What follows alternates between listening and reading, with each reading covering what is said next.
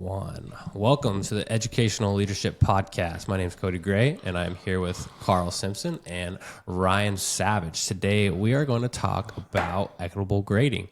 But before I begin, let's have Carl introduce himself and kind of talk about his experience, and then Ryan will do so after.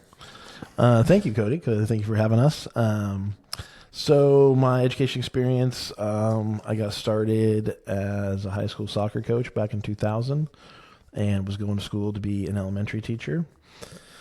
I did a practicum in the elementary third grade, realized I was not an elementary teacher, and got hired on at the middle school as an IA, finished my program in 2005, and then did 9 years of special education, just because of just the doors that opened up. And in 2007, got my master's degree in SPED, and then was at Coffinberry Middle School, like I said, for 9 years as a teacher, 2 years as an IA, and then I went to the district office as a special education TOSA, and then I went to the ESD for a year as a special ed coordinator, director for multiple schools here in Douglas County. And then the high school job opened up. A couple people encouraged me to apply. As you guys know, went to high school here, so it was a dream to come back and just be able to help be a part of this community and help be a change agent here. And so been here now going on 8 years. Oh, sweet. Thank you, Carl. Wow, Ryan? Cody, thanks for having me on. I'm excited about talking about equitable grading. It's not an easy conversation right now in school communities. I started off same way, got into coaching baseball at the high school, got my bachelor's degree in English literature, and I was at the time where you had to have a master's to even be considered to be hired. So I was an IA for a year and then went back to school.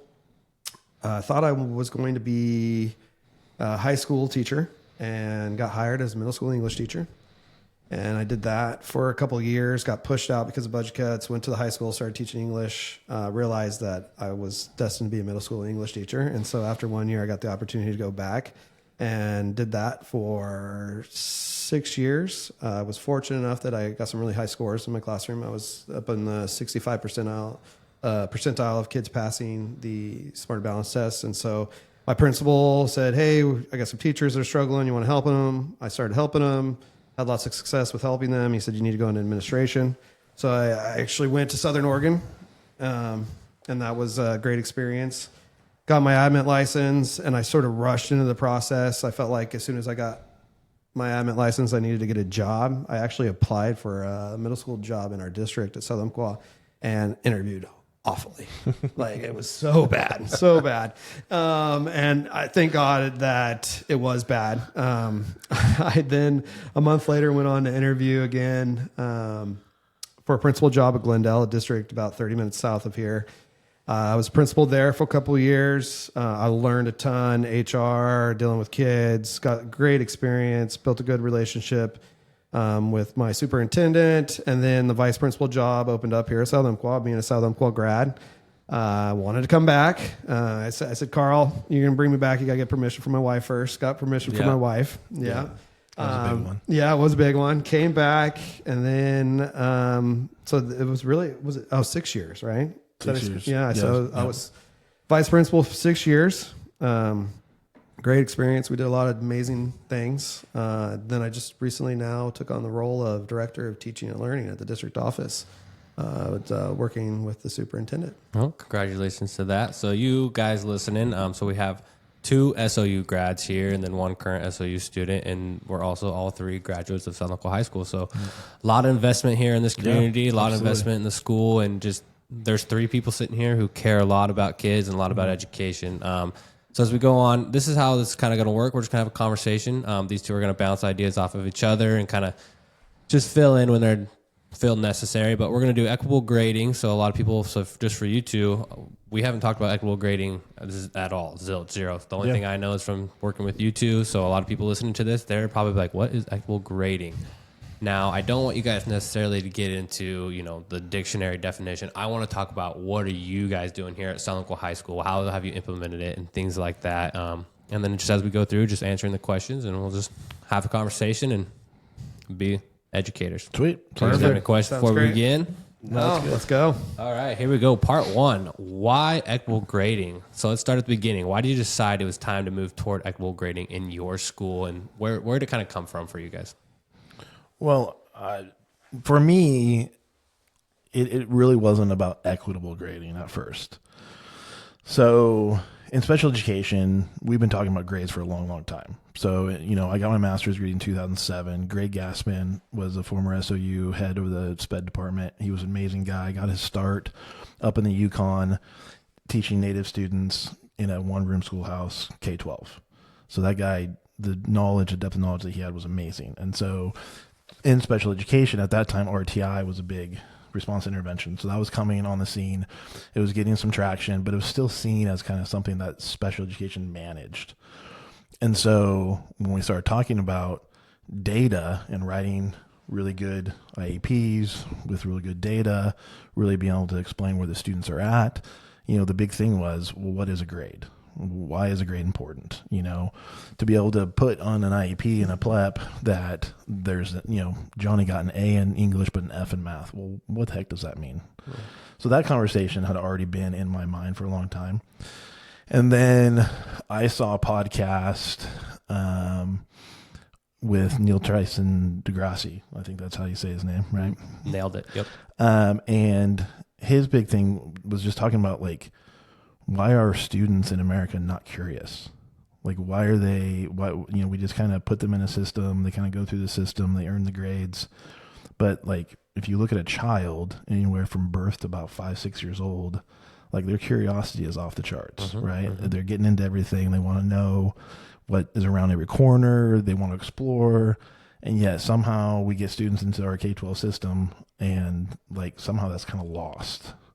And that's not to blame anybody. We have amazing educators. I think, all through this country.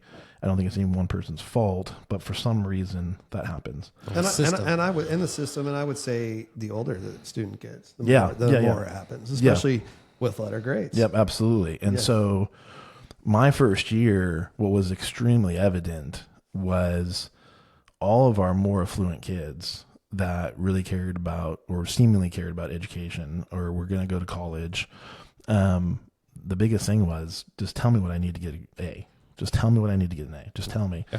And how do I get my parents off my back? Yeah, exactly. Yeah. Exactly. And so, no, I didn't come from that, even though I came from a family on my mom's side, we had doctors. On my dad's side, we had mill workers, but my parents just go to school, just get the heck out of our hair and go to school. Even though I didn't do that very well. But anyways, so my curiosity before Ryan came on was, can we shift the mindset of students from earning a grade to learning, to want to learn, to learn. So that was the big thing. And then when Ryan started, I want to say it was that first year, Kate, our new superintendent, gave us a book called Equitable Grading and introduced us to stand.org, which was a Center for Student Success that was out of Chicago. Yep. And it was all about freshman success. And so we started working with that group. Frank was our mentor, amazing guy. He's superintendent up in Reynolds now. But both Ryan and I got to go to Chicago and really see kind of where this started from. And we were, in the inner city of Chicago. We both visited 2 different high schools. We got to see the implementation process, how they met as teachers, how they met as leaders, how students met and talked about, their work, curriculum, their grades. We just got to see this huge system in place that was really supporting kids and making them be successful, helping them be successful. And so that was the start of. Yeah. University of Chicago had spent 10 years doing research. Generally high schools in the past, their focus had been on seniors and juniors and getting them out the door. Mm-hmm. And so University of Chicago wanted to find out what they could do different, especially with the inner city of Chicago. And we're talking about the worst streets in our country. So what they did a 10-year study, and from all the research, there was a book, Make It or Break It Year. Mm-hmm. I can't remember the author, but it's a great book. Talks about the importance of starting freshmen in the right direction and what you need to do to support them. And all the whole book is from all the research the University of Chicago did. And so, and I wouldn't say University of Chicago and the schools we went to, they weren't just about equitable grading. They were about the whole process. With freshmen. The study halls, built-in time for individual work, anything that you could think of with freshmen, they were feedback. And they were doing that. And so just to see everything in that process, and it was an overwhelming amount of information. And so with them seeing University of Chicago and then seeing stand.org and what their process was and what they were trying to do, I think it was more stand.org gave us a list. Say, these are what the best high schools in the country are doing. Where are you guys going to start? What are you going to do first? And where can you build with that? And so that's sort of, we started that conversation. We had the right teachers, and I know that's something we'll talk about here a little bit later. What teachers, the right coalition we picked right from the get-go. And so so it was quite the process. Yeah, it sounds like you guys did a really good job of narrowing it down to like, what are the things we can change right now? And and that's, I mean, for whoever listens to this, that is one of the biggest things I think that we have realized. Change, at least if you've been in education for any amount of time, change is often, but it usually is all classroom based. So it's change in curriculum. It's wanting different instructional practices. It's change in classroom management. And as a teacher, you go in and it's like, okay, I get new curriculum. Okay, yay, this is a great curriculum. Oh, wait a bit. The next new thing is, back to RTI. Okay, we're going to do RTI. Okay. And you get all these things. And as a teacher, you learn, if you hang around long enough, that administration is going to eventually change and there's something else that's going to come about. And so if you really don't like it, you just wait, tolerate, and you tolerate, and then you move on. And that's been, I mean, at least in my 20 years in education, that's what I've seen across the board. And that's what every older educator I've ever talked to will tell you too. And so with that, I think one of the most unique things that Ryan and I did was we said, okay, if we're going to make serious change, first of all, we're going to tell our staff, and we're going to repeatedly tell our staff that we're not going anywhere. Yeah, they didn't believe that. The first year, no. You might have been here as a teacher. I don't know if you remember the year. They're like, "Oh, you guys aren't going to be here for very long." Yeah. And unfortunately in administration, that's kind of what happens a lot is you get some success, it opens doors of opportunity, and you move on. But being from the community, I mean, Ryan's super invested in community, has a ranch, has, a lot of different family. I don't have a ton of family here, but I still have my kids here and I still have roots here and I still love this place. And so I knew this was home and it's not going to change. And so that was one of the first things. Getting past that mindset. Yep. We're not going anywhere. We're not going anywhere. So if you don't like it, we'll help you along. We'll coach you. We'll do whatever it takes to get you there, but at the end of the day, you might need to move on. Here's our vision. Okay. Yeah, here's our vision. Here's the vision. Jump on board. Jump on the bus. And then the other thing was we decided to change first and foremost the things that we could control.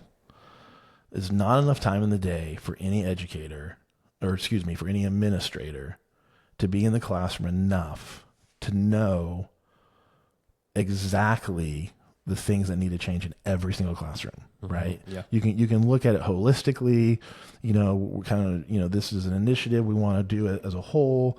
You can go in and go, okay, this teacher really needs some help with some classroom management, but really at the end of the day, there's more time where the teacher is almost on an island teaching our students than someone else coming in and seeing what's going on. And so to make this change, we go, okay, kind of like backwards design. What can we control and what can we change that will help affect and get us to this place of where we're changing or we're moving into equitable grading. And so then Ryan's first year, COVID hit. Yeah, we went to Chicago and in 2019. Yep, 2019 October. In March. And then March, February, COVID all of a sudden happened. Now, I've heard this quote, from more political people, but you never let a disaster go to waste. Yeah. And at first, when I first heard that quote, I was like, well, that's kind of a weird thing to say, or maybe kind of manipulative thing to say. But the truth is that when things happen, how can you make the best of them, right? And so one of the first things we decided as we looked through all these different schools that were being successful, that had high graduation rates, high success in freshman success, was that they were on block schedule. That block schedule, it took away passing time, or it eliminated certain passing times. It put more time in the classroom for direct instruction. And it also spread out, it spread out the workload of students so that, if I'm getting 10 homework assignments in one day, everything's due tomorrow, because you're on a block schedule, now you have another day in there.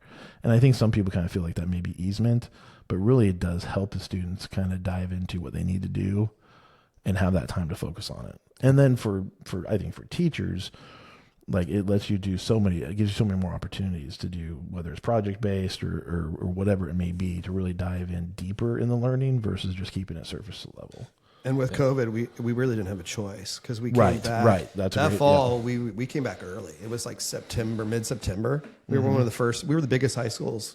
Yeah, we were the biggest high school in person in the state of Oregon. Yeah, and so the block schedule was an easy switch because it made it possible. With all the logistics, and so that was our first big change. And then with that, we also, because of COVID, we one thing we saw in Chicago is that schools were making separate wings for freshmen, and we wanted to. So we separated the freshmen with the block schedule. We moved them in a certain part of the building, and so that was our first big start, right? It was going to the block schedule, and then that sort of opened the door for a lot of other things. Yeah. And I want to add for those listening at home is that, correct me if I'm wrong, but we had a 96% freshman on track this last year, which is the highest you guys have had since starting this. So not only are they doing it, but the data's backing it up. And then I also, to kind of move into our next segment, I do like that you guys mentioned, like, here's the changes we made first. Because as a new leader coming in, you're overwhelmed. I don't care. You can be the most opinionated person. You think you know it all. When you step into a building, whether you've been there or not, it's like, where do I start first? So I just liked how you guys just mentioned, like, here's what we saw and here's what we were going to do. Like, we didn't have any choice. We knew we weren't going to make the giant impact we needed, but we knew where we could. So I think as a new leader, that's huge, because like even talking in classrooms, like it's overwhelming if you don't know where to start. So just start. And don't do too much the first year. Yeah, don't do too much. And but like you said, start. Yeah. And don't, like, that is one of the biggest pet peeves that I have, is that we put it in committee, or we try to make sure 90% or more of the people are on board, or, we want to talk about the change for months and months and months, sometimes years and years and years. And it's like, no one ever makes a decision. Yeah. Make the decision, go for it. If it doesn't work, revitalize, go again, and just don't stop. Like, you just have to do that. And one thing I do want to mention too, that I think is important, is that Ryan and I, became very close in our admin program, because we were both in the admin program at the same time at SOU. And so that really facilitated and solidified our relationship. And so when he was willing to move from Glendale to come and be my vice principal, I was like, well, that's a no-brainer. I mean, we already have a great relationship. We already know we work great together. And he has 2 years of experience that I do not have. And so it was a great fit. Yeah. And it made everything that much easier. And so I guess for those up and coming administrators, when you interview for a job, I would say, like, the relationship should come first. Make sure you can work with this person. Make sure you can, have some fun with this person. This job is way too serious not to have fun. Make sure you have different strengths and weaknesses. And that's it too. Ryan and I's strengths definitely are completely different, and that it just makes it so much better. So moving on. We went block schedule. Just knowing your staff too was huge with what decisions we made and when. We were both fortunate that we lived in the community and knew the majority of the staff, and then who we hired after that. Yeah, that was a big one. I think after the block schedule, we went to the next school year. We started the coalition halfway through the year of the grading practices. Yeah. So that's kind of what I want to talk about more, is the grading practices, because, those vets, like, sometimes they're not wanting to change. So what was, like, your guys' approach? Like, you knew you're going to get pushback. That's, as a leader, that's going to happen. What was like step one? Like, what are we doing for just? I'm not talking about the Hang school on as a one whole. sec. We may need a pause. We got two people at the door. Out No, there we got now. someone coming out right Oh, there. do they? Okay. I would say let's start with Peggy Heinerson and the first year of COVID. Like Okay, so yeah, the first year. Yeah, so we stand.org. did we did the stand.org. We did that, and then so there was a couple of things we changed. So one of the things besides block schedule, we made a freshman success class. Yep. So we made a class that all freshmen had to have. It was didn't have any direct instruction in it. It was all about students getting time to do assessments, getting extra time for homework, getting extra support for anything that they were doing during their educational day.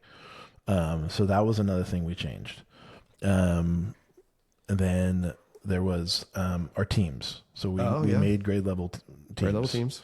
And so we just called them success teams. And I just decided that was the best thing to do because, freshman success, we had a freshman success team. So let's do a sophomore, junior, senior success. And so we made those teams.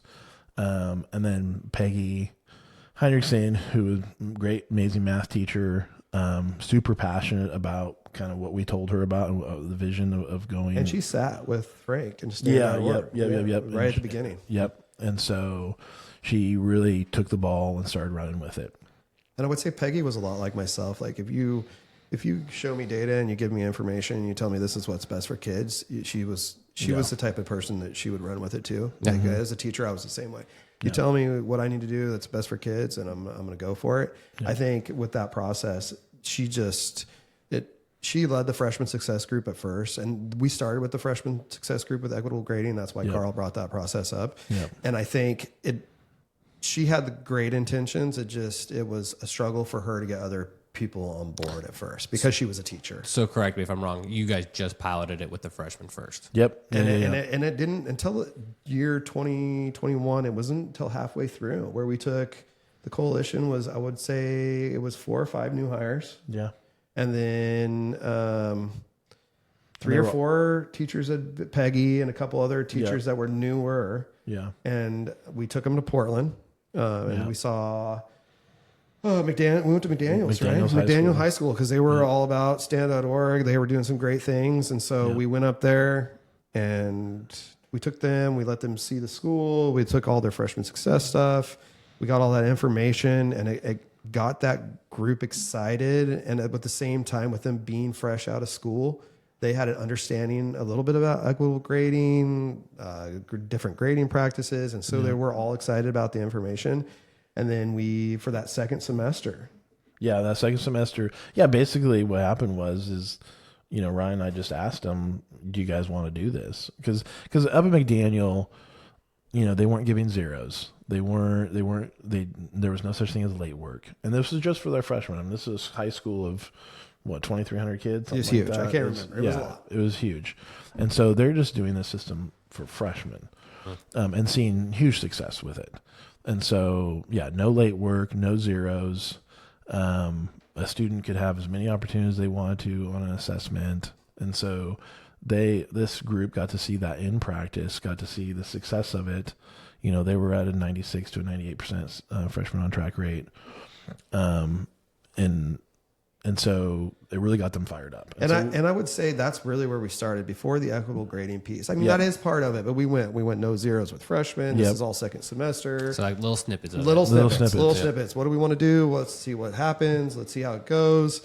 I mean, from that process, we sort of went, okay, from what we learned with the freshman success team, we went into that summer, June and August, going, what are we telling the whole staff? What do we want the whole staff to do? Yeah. I just want to add a little bit. So for those of you who don't know, they've gained a lot of backstory. I guess I should have gained like what we're doing now. So this is a policy that's school-wide except for our students who are college students. But every teacher is expected to do this, and we're still making changes. Like it's still we're just doing rubrics. We're looking at standards, and it's always an improvement. But they're just doing. You guys are doing a great job explaining like why we're doing it and how to make that actual change. Because like I said earlier, and it was funny because the joke was we didn't do anything new last year. Like every year we changed something. It was a joke. Like, hey, these guys finally are not changing something on us. I mean, there's always little tweaks here and there, but every year, nothing super major last year. No, and it was a joke, but at the same time, we were willing to have conversations with the staff and and wanted to make things better. So we knew where we had to make improvements or do something better.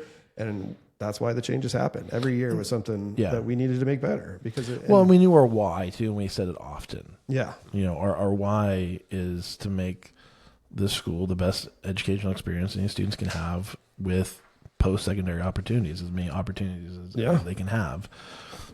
Whether it's military, whether it's somewhere in the CTE realm, whether it's college bound, whatever it may be, we want our students to be here to feel that they belong and want to learn and want to learn. And I'm glad you brought that, Brian, because that going back to my first initial vision of changing it from being about a grade to about learning. I can't tell you how many times I talked about that with staff, and every time we would change something or do something different, and staff would ask why, I would always bring that back to, we have to change the mindset and make it about learning. It has to be about learning. And so one of the great things about equitable grading, which equitable grading and standards-based grading, they're really not a ton of differences, I would say. I mean, it comes from two different schools of thought, but it's kind of interwoven together in some I would ways. say right now, like K8, they call it standards-based grading. And I think 9th to 12th grade, they have to call it equitable grading just because we still have to. You have to have grades. You have to have letter grades. Yeah, that's it. And you're right. You're right. You're absolutely right. That's a really good point. And so, but with the equitable grading piece, like it really, it's all about taking the biases out of grading. I'm one of the biggest and best compliments we got, and this was probably, so let me back up for a second. So we did that with a freshman success group for half a semester. They liked it, or for a second semester. They liked it. They went on to the next year doing the same thing. And we didn't have our actual grade scale in place. Right. We didn't. Yeah. We just we went with the freshman group. They decided, hey, these are non-negotiables. This is what we think we should all do as a staff. We hadn't. I mean, the equitable grading piece of the no zeros and the late work. Giving multiple opportunities. Yeah, and to demonstrate learning. So those were all that next. So that'd be 21-22 school year that we walked into. I think so. Yeah, 20. Yeah, and so at that point, freshman group all was doing it, and then I invited anyone else that wanted to, and then said, this year is your volunteer year, next year will be your mandatory year. Wow. So there's no wiggle room. And we got some excitement at the end of the freshman year, and like Stan.org was asking us questions. And so some of our teachers had been around for a while. They were curious. Yeah. And we were getting results just in a semester. And so just the interest was there. Yeah. The interest was there. And just they weren't quite sure what was going on. And so we actually, I think, I can't remember exactly, but we had more teachers wanting to try. And then going into that next year. I think that's when the conversation started about like, I don't know how many classrooms I went into and wrote up on the board and explained with math, like why we don't give zeros. Like if you give 3 zeros and then the kid gets 2 75%, and I did the math on the board and I went almost to every classroom and then went, okay, here's the difference. When we start giving 4s, 3 2s and 1s, or we get even to 50% instead of, I think that first year we did 50%, right? Yeah, we did. Yeah. You got 50%. You couldn't get a 0. Kids got a 50%. And so I was doing math on boards, showing teachers, explaining, lots of conversations. I spent a lot of time one-on-one with teachers. Just, hey, this is the idea. This is what we think is best. Yeah. And that's a big part of the book is in a traditional grade scale at 100 points, you have a higher percentage to fail than you do to pass. You have 59%, 59.999% to fail in only 40%. Yeah, 40%. 40%. And so, and then with that, you only have 10% to get an A, 10% to get a B. Right. And so it again, now some people could think, well, that's still kind of making it about the grade, but really it's looking at, is it about the learning? Yeah. I don't care about the grade. I want to know, I want to see data that shows that a student can demonstrate they learned content, whatever that content may be. Mm-hmm. And if it's the A, then like, what does that mean? And so I think the percentages have been our biggest battle. The percentages, and that's all the back. That's all the Even when we first started, though, just getting the and I think that's coming up, and we'll talk a little bit more about that. Yeah. But we gave an option year to all the teachers. Here's your choices, and then with the grading, we actually had separate grade books. We had a freshman grade book, and whoever teacher wanted to use what we were implementing. So trying to figure out, there was a lot of logistics with Power School, trying to figure out how we were going to have these teachers on a different grade book. And then we were doing stuff that no school had ever done before. Power School wasn't a huge help. So trying to figure that out. Logistics. The logistics. There were a lot. We spent a lot of time just working on logistics, just in the Power School operating system. And so this is old school trial and error. Yep. It is. What you guys did. Yeah. It's R&D. I mean, if you look at it in a classical, company, everybody always, if you're Microsoft, you have an R&D side of your company, right? Research design. And that's what I've told people. Our freshman success was that R&D. Yep. And that made a huge difference. And then 21-22, I also took over the freshman success team. Yes. Yeah. Peggy stepped aside and left, and she, had some family stuff that she had to attend to.